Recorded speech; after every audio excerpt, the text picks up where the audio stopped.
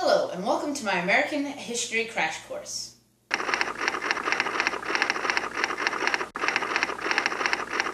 I'm Texas trade expert Aaron, and I'm here on this episode of Aaron's Crash Courses to help with the explanation of trade in Texas.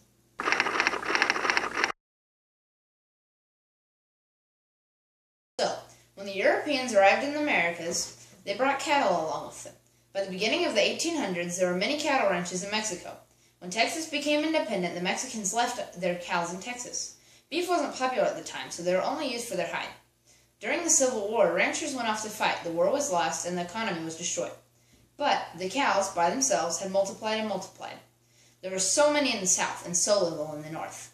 Due to this, the market for cattle in the north was huge. If ranchers could trade their cattle with the north, they would get 10 times their worth.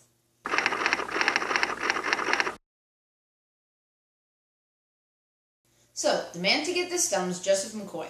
He decided to take cattle from Texas to Chicago and distribute them along the northeast. Many opposed him because cattle carry a deadly tick that affects other animals. He decided to use railroads to carry cattle to and through the east. He created Abilene and spent a huge amount on advertisement, over $5,000. One man spent $5,400 on 600 cattle and then sold them for $16,800.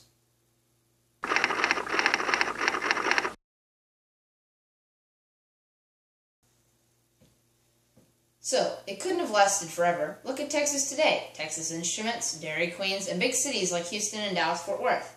Whatever happened? Well, from about 1867 to the early 1880s, cattle trade in Texas was at its prime. Due to the railroad's popularity, the new ability to use refrigerated railroad cars to transport pre-butchered meat, and moving Indians to reservations, the beef market boomed. But sadly, the market for beef was ruined around the 1880s and 90s because of the following. Experimenting with breeds of cattle that would die on the range, a major drought in 1883, more people settling on the plains, less demand for beef, and a harsh winter in 1886.